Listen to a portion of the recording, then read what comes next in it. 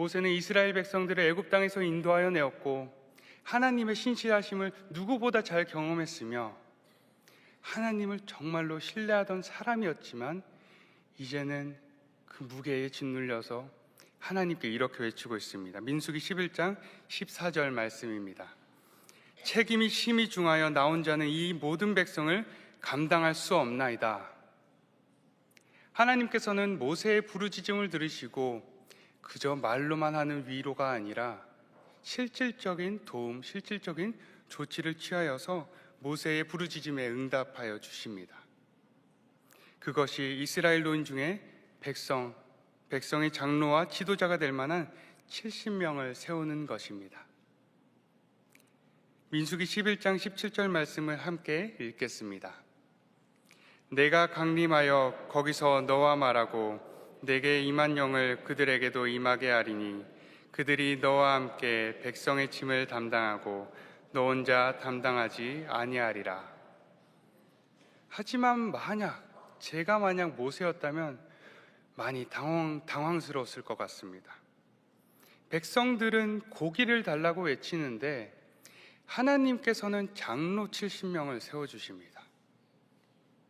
인간적인 시선으로는 인간들의 불만을 잠재워주면 좋겠는데, 고기를 주면 좋겠는데 하나님께서는 먼저 장로 70명을 세워주셨다는 겁니다. 하나님의 시선에서 이스라엘의 진짜 문제점은 고기가 아니라 바로 공동체 안에서 짐을 함께 질 동역자가 없다는 것이었습니다. 이처럼 이스라엘 백성들의 현실적인 문제에서 한 걸음 떨어져서 바라보면 그들의 문제는 고기가 아니라 관계에 있었음을 알 수 있습니다. 고기는 그저 잠시의 만족입니다. 하지만 동역자는 지속적이고 공동체를 지탱해가는 하나님의 은혜의 통로입니다. 그것을 먼저 알려주고자 하나님께서는 장로를 세우신 것입니다. 저는 오늘 본문을 묵상하면서 홀로 버려두지 않으시고 우리를 위하여 동역자를 세워주시는 하나님을 발견하였습니다. 하나님께서는 이스라엘 백성들이 이 광야를 지나갈 수 있도록 탁월한 리더 모세를 세워주셨습니다. 하지만 그 어떤 공동체도 탁월한 리더 혼자서는 감당할 수 없습니다. 그 사실을 알았기 때문에 하나님께서는 모세가 겉으로만 지친 것이 아니라 사실 그에게 같은 마음을 품을 동역자가 없다는 것을 아셨다는 겁니다. 그에게는 동역자가 없었던 겁니다. 하나님께서는 동역자가 얼마나 중요한지 전도서를 통해서도 우리에게 알려주십니다. 전도서 4장 9절에서 10절 말씀을 함께 읽어보겠습니다. 두 사람이 한 사람보다 나음은 그들이 수고함으로 좋은 상을 얻을 것임이라. 혹시 그들이 넘어지면 하나가 그 동물을 붙들어 일으키려니와 홀로 있어 넘어지고 붙들어 일으킬 자가 없는 자에게는 화가 있으리라. 이 말씀과 같이 우리는 언젠가는 영적으로 육적으로 넘어지는 상황을 마주합니다. 넘어진 상황이 이 본문처럼 빠르게 하나님의 응답을 통해서 해결되면 좋겠지만 정말 많은 시간 우리는 기다려야 하고 기도해야 하는 상황을 마주합니다. 그때에 우리에게 필요한 것이 바로 하나님의 말씀으로 우리를 일으켜줄 동역자입니다. 문제를 바라보고 상황을 바라보면 그 상황은 해결되지 않습니다. 변하지 않습니다. 하지만 하나님을 바라볼 수 있도록 넘어진 나를 일으켜줄 동역자 한 사람만 있다면 우리는 앞으로의 삶을 그리스도의 능력을 힘입어서 살아갈 수 있습니다. 그리고 이제는 한 걸음 더 나아가길 원합니다. 지금 나는 하나님께서 세워주신 그 동역자와의 관계를 어떻게 만들어가고 있는가 스스로 질문해 보기를 원합니다.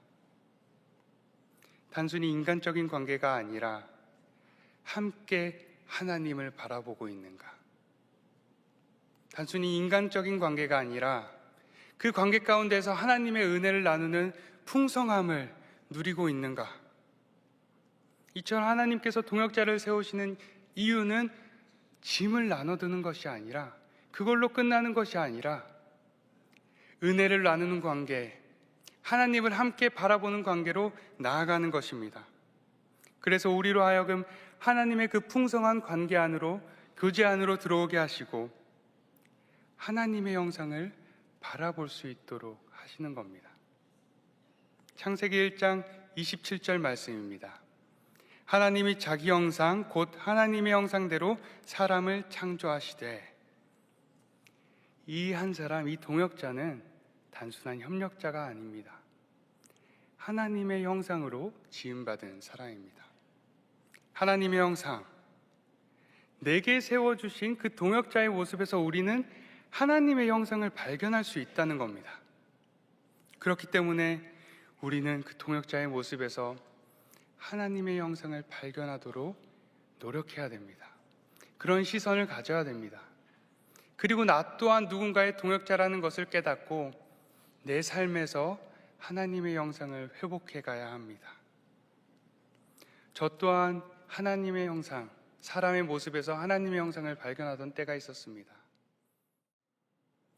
그러던 어느 날 그 형을 딱 만나러 갔을 때는 그날은 조금 분위기가 사뭇 달랐습니다.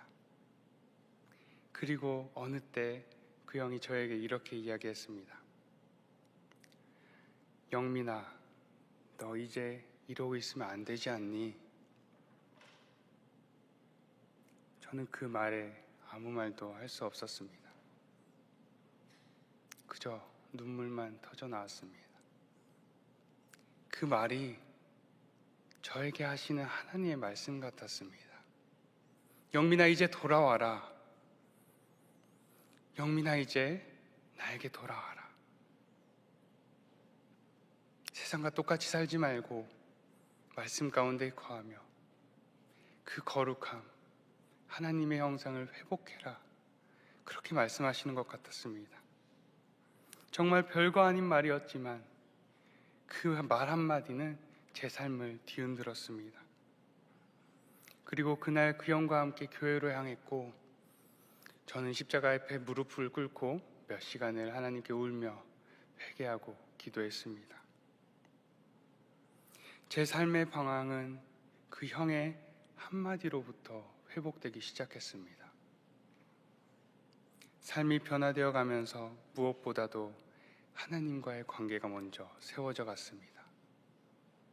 저는 그때 깨닫게 되었습니다. 아, 이 사람은 그저 그냥 좋은 사람이 아니구나. 좋은 사람이 아니라 그냥 하나님께서 세워주신 사람이구나.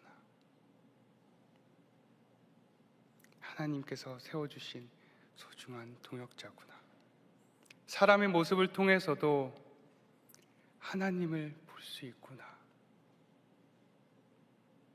내 삶을 변화시키는 것은 하나님께서 하시지만 이 동역자를 통해서 일하셨구나. 이처럼 하나님의 사랑으로 일으켜줄 동역자, 그 동역자의 말 한마디를 통해서 저는 하나님의 사랑을 경험할 수 있었고 하나님의 형상을 회복해 갈 수 있었습니다. 저는 이런 간증이 저에게만 있지 않다고 생각합니다. 우리가 현실의 문제에 부딪혀서 하나님께 나아갈 때에 하나님께서는 우리에게 동역자를 세워주고 계실 겁니다. 그리고 그 동역자의 모습에서, 말과 행동, 그 마음에서 하나님의 사랑 그리고 하나님의 형상을 보여주고 계실 겁니다. 저는 오늘 함께 나눈 말씀을 제 삶에 이렇게 적용해 보려고 합니다. 오늘 본문 말씀에 있는 상황처럼 현실적인 문제를 저도 외면하기는 어려울 것 같습니다. 하지만 그 문제를 가지고 하나님께 나아간 모세처럼 저도 제 삶의 문제를 가지고 하나님께 나아가겠습니다. 나를 인도하신 하나님의 은혜를 기억하고 앞으로도 나를 인도하실 하나님을 더욱 신뢰하며 그 기도의 자리로 나아가도록 노력하겠습니다. 그리고 우리를 홀로 내버려 두지 않으시는 하나님이시니 제게 세워주신 동역자를 한 번 더 사랑하고 섬기며 하나님의 사랑으로 마주해야겠습니다. 요한일서 4장 11절 말씀 함께 읽겠습니다.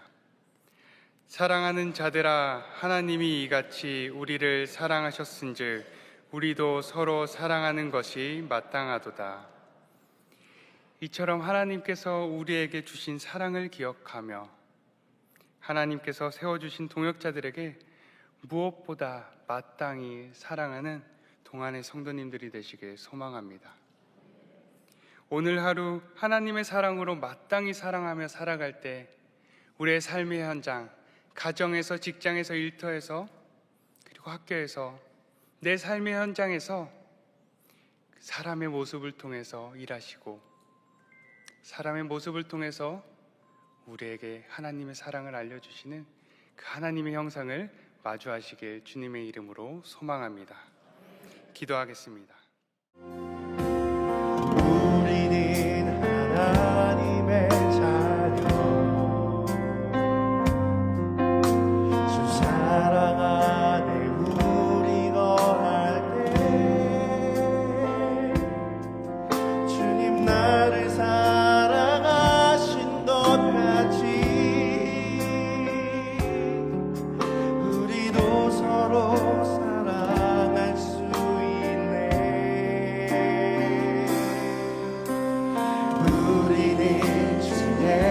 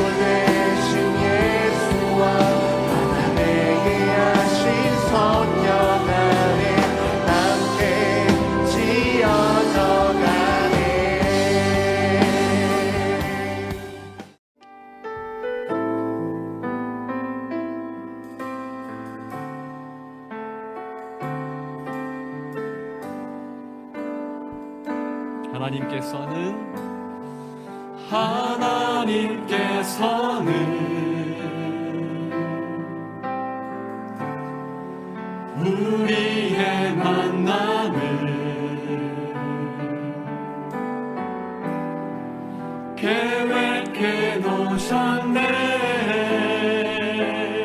우린 하나 되어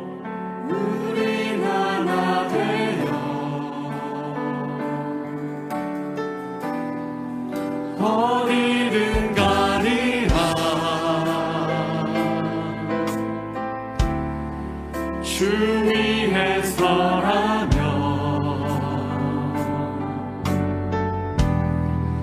무엇이든 하리라. 당신과 함께 우리는 하나 되어